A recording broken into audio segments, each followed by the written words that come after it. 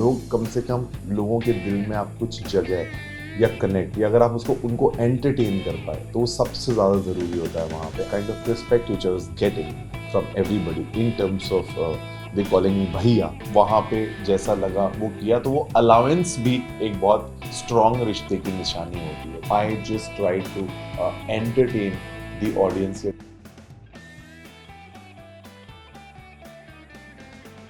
मुझे ये tag Bigg Boss ने खुद initial days of Bigg Boss journey में दे दिया था, क्योंकि मुझे ऐसा लगता है कि उनको दिख रहा था कि जिस तरह से मेरे रिलेशनशिप सारे कंटेस्टेंट्स के थे and kind of respect which I was getting from everybody in terms of they calling me भैया, तो वो सारी चीज़ उस हिसाब से चल रही थी। इसलिए मैं बहुत खुश हूँ कि पहली बार ऐसा हुआ है कि बिग बॉस ने किसी को भी किसी एक टैग के हिसाब से बुलाया है। So I am really really happy.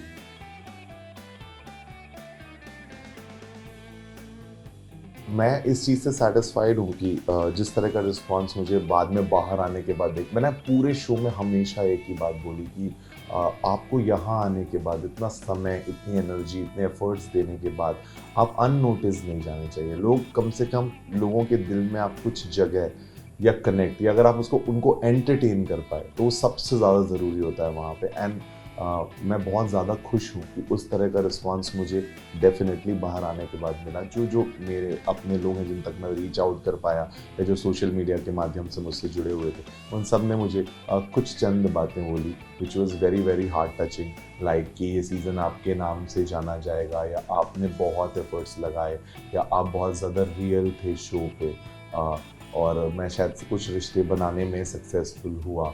जो भी सारी चीज़ें थी, जितने भी एलिमेंट्स थे, उसमें सबसे खास बात ये थी कि ये शो ऑफ पर्सनालिटी और यहाँ रियल रहना बहुत ज़रूरी है। मुझे ऐसा लगता है मैं काफ़ी रियल था, जिसके कारण लोगों ने मुझे बहुत पसंद किया। मतलब अभी मैंने सच में सारे एपिसोड में देख ही नहीं पाया। जब से मैं बाहर आया, फिर फिनाले था, फिर उसके एक्ट्स थे, अभी तक जितना देखा है शायद सोशल मीडिया में देखा है, या जो सबसे इम्पॉर्टेंट होता है फीडबैक।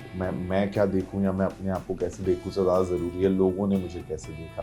तो वो जो फीडबैक मुझे लोगों से पर्सनली मिला, तो मैं बहुत ज़्यादा खुश हूँ इसकी वजह से।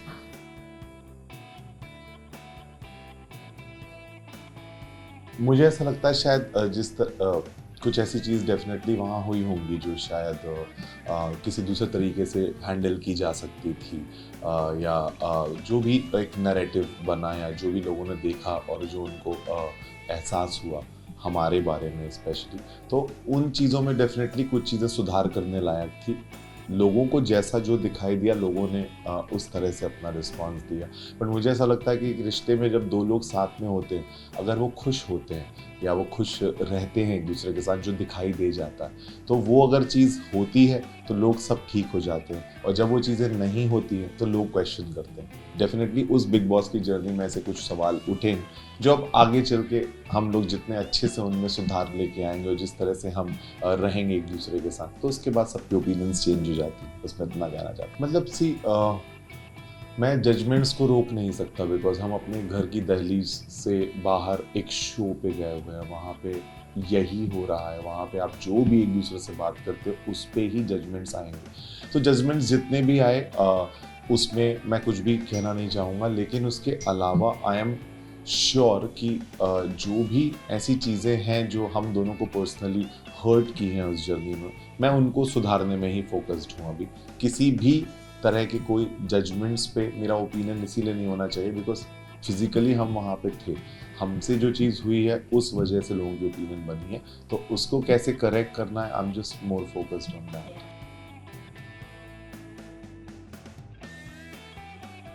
How deep say that? deep deep conversations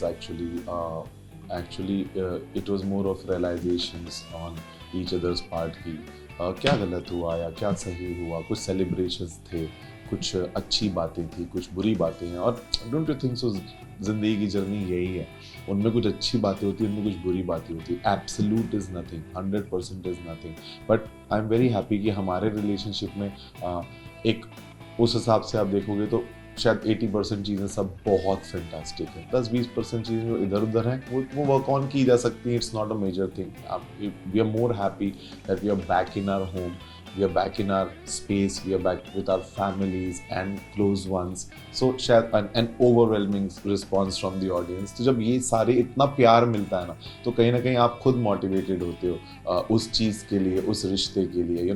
You have all the more gratitude in the end rather than any kind of animosity. So I feel that it's all good and we are on a very happy page right now.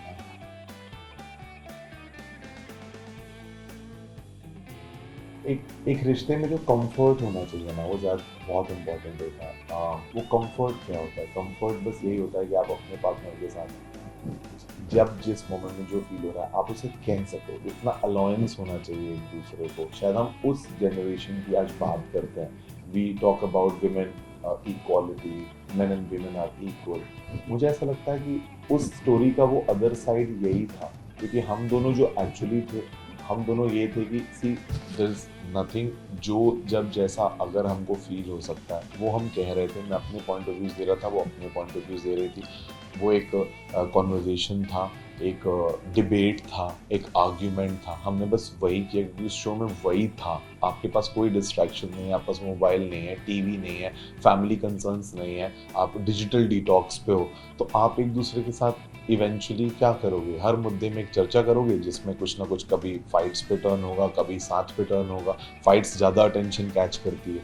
So definitely चीज़ें जिस तरह से हुई हैं वैसे नहीं होनी चाहिए थी, बट शायद उस पल वहाँ पे जैसा लगा वो किया. तो वो अलाउंस भी एक बहुत स्ट्रॉन्ग रिश्ते की निशानी होती है. तो it's basically that side of story, but लोगों ने इस साइड से परसीव किया कि वो कितना कमज़ोर है, बट वो कितना स्ट्रॉन्ग है कि हम दोनों एक दूसरे को एक दूसरे की तरह रहने दे सकते हैं, उसके बाद भी हम साथ रह सकते हैं. So it's that I feel.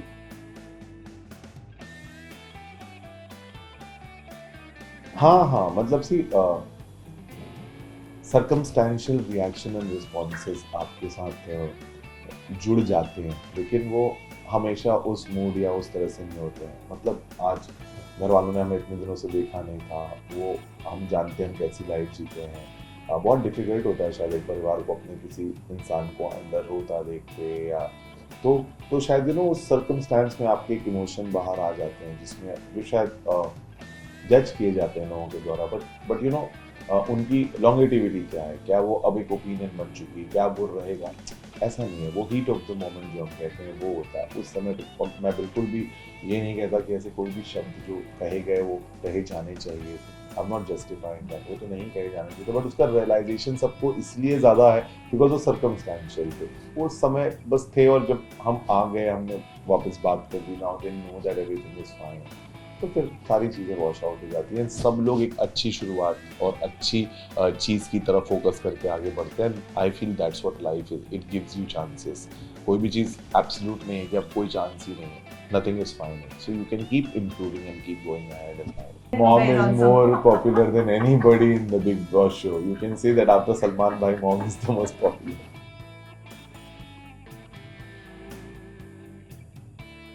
मैंने उस दिन शो में भी बोला था कि शायद रियलाइजेशन बस एक ही चीज़ का हम दोनों को हुआ कि एक रिश्ते, एक मजबूत रिश्ते में आपको एक दूसरे को समझाने से ज़्यादा समझने की ज़रूरत होती है. शायद मुझे उसे समझना है, उससे मुझे समझना है.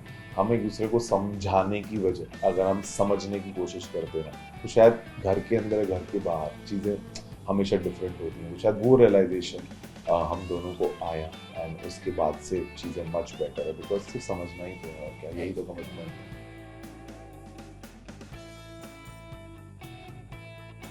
मतलब मुझे ऐसा लगता है कि मेकर्स के अपने, शायद उन्होंने इतना बड़ा शो बनाया है, उनके अपने reasons. I understand the business point of view. उनके क्या रीजंस हैं उसको लेके वो उन तक ही रहते हैं जिनका वो शो होता है. बट माय पॉइंट इज कि मैंने हर चीज़ों को बहुत हेल्दीली, पॉजिटिव, चैलेंजिंग वे में लिया. मैंने कभी ये नहीं सोचा कि, मतलब मैं कभी रोता नहीं बैठा कि मेरे साथ गलत हो रहा है टाइप के स्टेटमेंट मेरे पूरे शो के दौरान कभी नहीं आए. मैंने हर सिचुएशन का डट के सामना किया. I have always proved my self. I was focused because इतना समय आप अपनी ज़िंदगी से निकाल के एक कमिटमेंट को देते हो, तो मैंने उसको हमेशा एक कमिटमेंट की तरह देखा. इसलिए शायद मैं एक भी दिन लो एनर्जी में नहीं था. मैं हमेशा I just try to entertain the audience. अगर वो इतना समय निकाल, क्योंकि मैं जब बिग बॉस देखता था तो मुझे ऐसा लगता था कि बॉस एंटरटेनमेंट चाहिए मुझे. तो entertainment can be anything, any emotion. So I was there to entertain, and I could and the kind of response I got, I swear I'm very very happy with that. नहीं मतलब सी सच बता रहा हूँ, ऐसा कुछ भी just by a figment of imagination आप ये नहीं सोच सकते कि ऐसा होता तो ये होता, ये बहुत ईजी होता है सोचना, but it's always easier said and done. तो क्या होता नहीं होता, मैं और टूट जाता या कुछ और ही होता, ये मुझे नहीं पता। तो I will not say that, I will just say that it was an absolute call, we stood by it. And the more is, अगर हम इतने चैलेंजिंग जर्नी को करके आ जाएं तो शादी का सबसे बड़ा टेस्ट है, उसके बाद अब कुछ खराब नहीं हो सकता, अब सब बेटर है, we have seen the worst.